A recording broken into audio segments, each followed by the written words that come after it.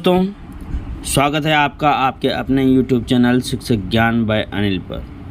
दोस्तों, कक्षा 3 से कक्षा 5 व कक्षा 6 से कक्षा 8 के विद्यार्थियों के लिए लर्निंग लेवल की जांच के लिए RKSM BK, जिसे राजस्थान के शिक्षा के बढ़ते कदम भी कहा गया है, इसके तहत रेमेडिएशन कार्यक्रम के प्रथम चरण में प्रथम बेसलाइन असेसमेंट कराया जाना है। इस असेसमेंट में बालकों को प्रत्येक सही उत्तर के लिए 1 अंक देना है। जो बालक 60% से अधिक अंक लाता है उसे समूह 1 में रखा जाएगा और जो 60% से कम अंक लाता है उसे समूह 2 में रखा जाएगा। यह जो प्रथम असेसमेंट है वह विद्यार्थियों को जो वर्कबुक दी गई है उसमें प्रथम 10 अभ्यास वर्कशीट के बाद दिया गया है। ये कुछ इस प्रकार से है दोस्तों, इसे आप देख लें। प्रत्येक प्रश्न का 1 अंक इसमें देना है। इसकी अच्छे से जांच करनी है। जांच करने के बाद में सबसे नीचे दोस्तों आ जाएं, यहाँ पर ये देखें दोस्तों, यहाँ पर रिमार्क टीचर को लिखना है। साथ ही यदि 60% से अधिक अंक उसके आते हैं बच्चे के तो उसे ग्रुप फर्स्ट में रखना है और 60% से कम अंक आते हैं तो ग्रुप 2 में रखना है। अब यह असेसमेंट कब लेने हैं यह भी मैं आपको बता देता हूँ।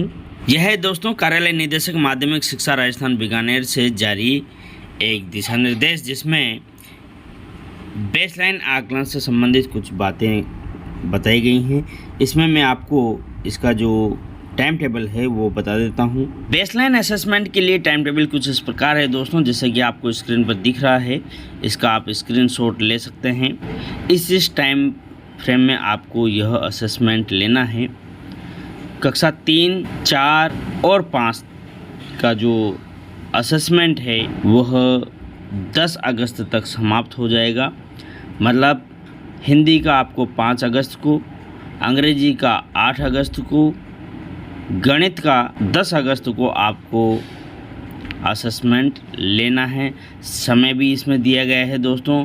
अब जब आप यह असेसमेंट ले लेंगे, इनकी जो वर्कबुक है उसमें या किसी प्रिंट निकाल करके किसी कागज़ पर या नोटबुक पर जब आप यह असेसमेंट लेंगे बच्चे का, तो उसके अंकों का जो निर्धारण आप करेंगे उसमें बालक के अंकों को शाला दर्पण पर भी आपको अपलोड करना है। शाला दर्पण पर अपलोड करने की यहाँ पर देखें दोस्तों, कक्षा 3, 4, 5, 6, 7 और 8 इन 6 कक्षाओं में इसकी अंतिम तिथि तय की गई है 18 अगस्त।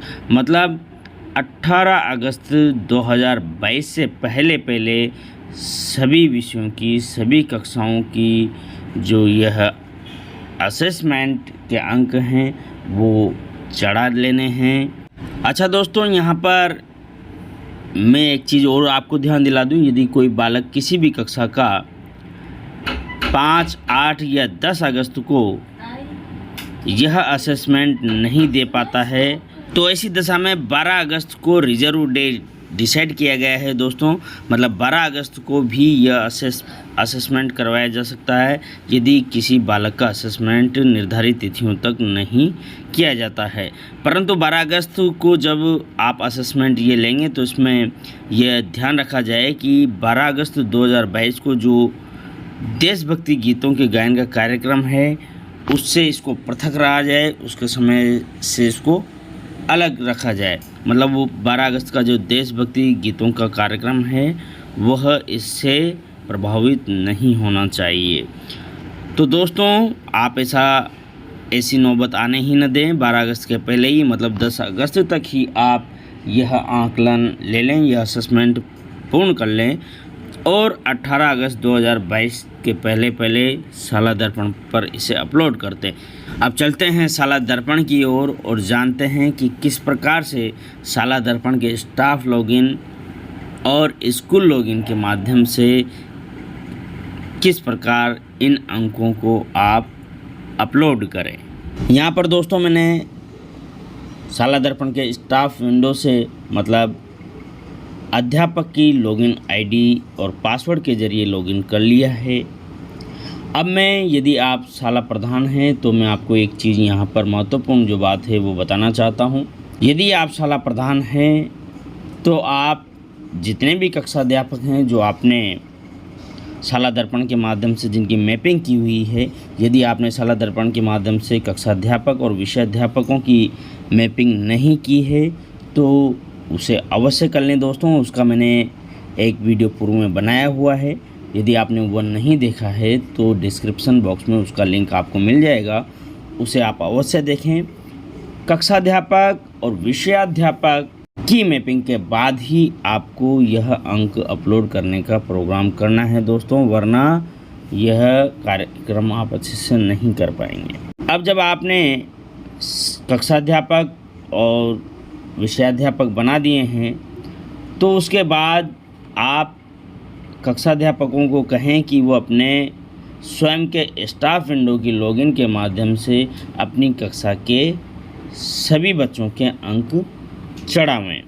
यदि आपके विद्यालय में कोई ऐसा अध्यापक है जो ऑफलाइन है, मतलब शाला दर्पण पर वो नहीं है, तो फिर आप उस ऑफलाइन अध्यापक को, जिसे आपने कोई कक्षा दी हुई है, कक्षा अध्यापक बनाया हुआ है किसी कक्षा का, तो उसे आप शाला दर्पण के स्कूल लॉगिन आईडी के माध्यम से इस प्रथम बेसलाइन असेसमेंट के अंक अपलोड करने के लिए कह सकते हैं। अन्यथा आप कक्षा अध्यापकों को अपने स्टाफ विंडो के माध्यम से ही प्रथम बेसलाइन के अंक अपलोड करने के लिए निर्देशित करें। अब दोस्तों मैं आपको बता दूं, जब आप लॉगिन करें तो उसके पहले जो गूगल क्रोम होता है उस पर 3 डॉट्स जो दिए हुए होते हैं, इस पर आपको टच करना है, थोड़ा नीचे आना है, डेस्कटॉप साइट पर जिस प्रकार से मैंने राइट का निशान किया हुआ है उस प्रकार से राइट का निशान कर लेना है। इससे अच्छे से सभी कंटेंट आपको दिखाई देंगे। अब दोस्तों शाला दर्पण के स्टाफ विंडो पर लॉगिन करने के बाद जो लेफ़्ट साइड में 3 लाइंस दी गई हैं इस पर आपको टच करना है। जैसे ही आप टच करेंगे तो यहाँ पर कुछ विकल्प आपके सम्मुख प्रस्तुत हो जाते हैं। इसमें दोस्तों ये RKSMBK, इसका अर्थ होता है राजस्थान के शिक्षा में बढ़ते कदम, इस पर आपको टच करना है। अब दोस्तों मैं आपको बता दूं, यहाँ पर कई बार मोबाइल में हम लोग यदि किसी टैब को टच करते हैं तो उसके नीचे या ऊपर की टैब टच हो जाती है, तो इसका आप विशेष ध्यान रखें।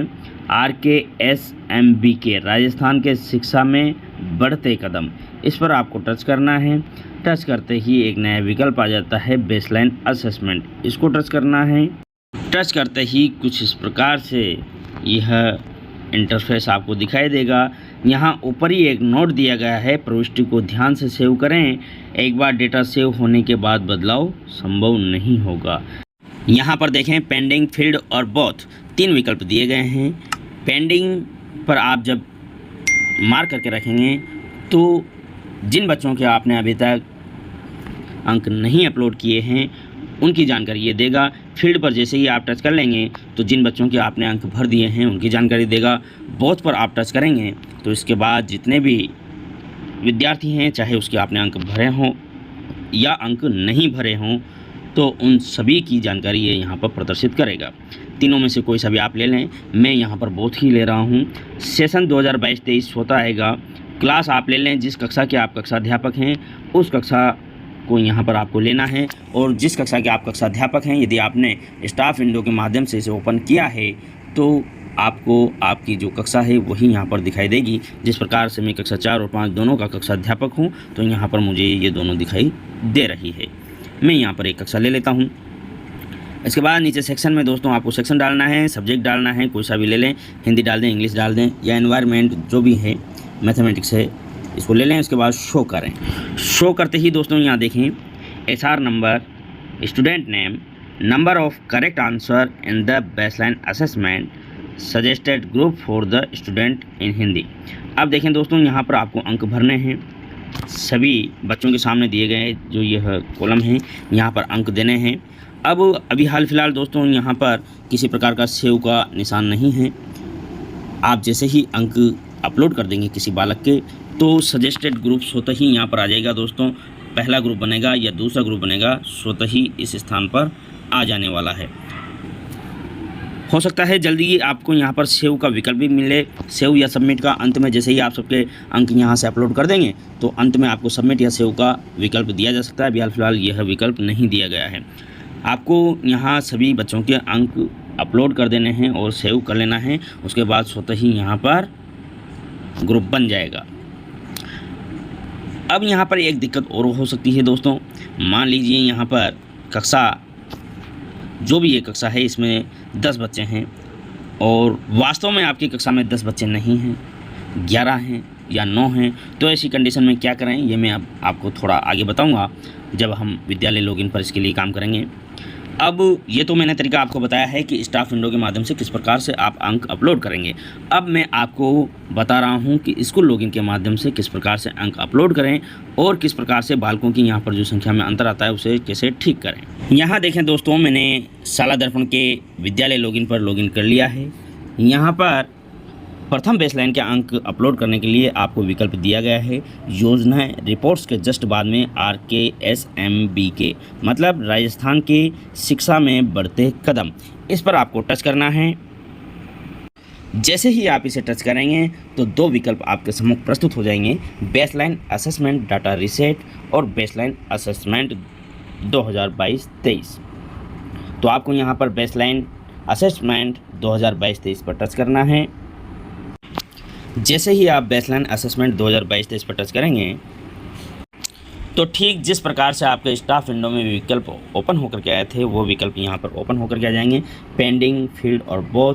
यहाँ पर आप पेंडिंग देखना चाहते हैं तो पेंडिंग, यदि भरे हुए जिन बच्चों के अंक आपने भर दिए हैं वो देखना चाहते हैं तो फील्ड पर टच करें। यदि आप दोनों को देखना चाहते हैं तो बोथ पर टच करें। सेशन ले लें, सब्जेक्ट ले लें और उसके बाद शो पर क्लिक करें।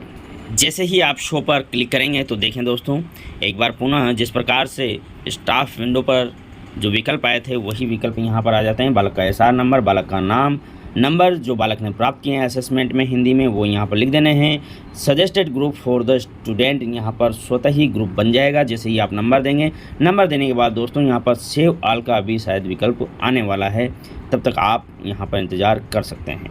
इन बच्चों की संख्या में अंतर आ रहा है आपके, जो यहाँ पर अंक अपलोड करने के लिए जितनी संख्या यहाँ पर बालकों की दी गई है यदि इतनी ही संख्या आपके कक्षा में प्रवेशित बालकों की नहीं है, बालकों की संख्या में अंतर है, तो इसे सही करने के लिए आपको करना क्या है वो भी मैं आपको यहाँ बता देता हूँ। इसके लिए सबसे पहले आपको ऊपर आ जाना है दोस्तों। RKSMBK राजस्थान के शिक्षा में बढ़ते कदम का जो नया विकल्प दिया गया है विद्यालय लॉगिन पर, उस पर आपको टच करना है। जैसे ही आप इसे टच करते हैं तो पुनः आपको यहाँ पर 2 विकल्प दिखाई देते हैं। तो पहला जो विकल्प है बेसलाइन असेसमेंट डाटा रीसेट 2022-23, इस पर आपको टच करना है। जैसे ही आप इसे टच कर लेंगे तो यहाँ पर क्लास डाल दें दोस्तों, सेशन डाल दें, सेक्शन डाल दें और उसके बाद शो करें। शो करने के बाद देखें दोस्तों, करंट स्टूडेंट में यहाँ पर 12 बता रहा है और यहाँ पर स्टूडेंट इन बेसलाइन 13 बता रहा है। बालकों की संख्या में अंतर आ गया है। करंट बालक 13 बताए जा रहे हैं, जबकि बेसलाइन, जहां पर बेसलाइन असेसमेंट के जो अंक हमें अपलोड करने हैं वहां पर 13 बच्चे बता रहा है। तो नीचे दोस्तों यहां पर सिंक स्टूडेंट बेसलाइन दिया गया है, इसे आपको सिंपली टच करना है। Are you sure want to reset baseline data, okay पर क्लिक करें। जैसे ही आप इसे ओके पर क्लिक करेंगे तो थोड़ी ही देर में बेसलाइन डाटा रीसेट सक्सेसफुली का मैसेज आपके सम्मुख आ जाएगा। और देखें दोस्तों, स्टूडेंट इन बेसलाइन यहाँ पर 12 स्टूडेंट रह गए हैं और करंट स्टूडेंट भी 12 रह गए हैं। तो इस प्रकार से आप छात्रों की संख्याओं में यदि अंतर है तो वह भी ठीक कर सकते हैं। अब दोस्तों मैं आपको यहाँ पर एक चीज़ और ध्यान दिला दूँ कि वर्तमान में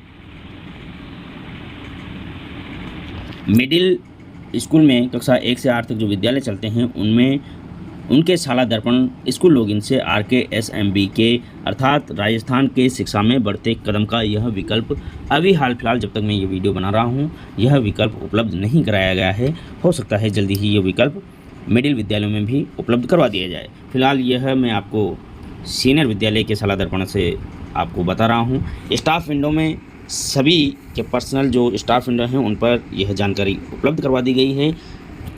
इसलिए अब जैसे ही आप असेसमेंट ले लेते हैं बालक का तो उसका अंक अपलोड करना प्रारंभ कर दें। आशा है दोस्तों इस वीडियो के माध्यम से आप प्रथम बेसलाइन असेसमेंट के अंक किस प्रकार से शाला दर्पण के माध्यम से अपलोड करें ये सीखे होंगे। वीडियो अच्छा लगता है तो इसे लाइक करें, अच्छा सा कमेंट करें और अधिक से अधिक इसे शेयर करें। और हाँ दोस्तों, यदि चैनल को सब्सक्राइब नहीं किया है तो चैनल को सब्सक्राइब अवश्य कर लें। धन्यवाद दोस्तों।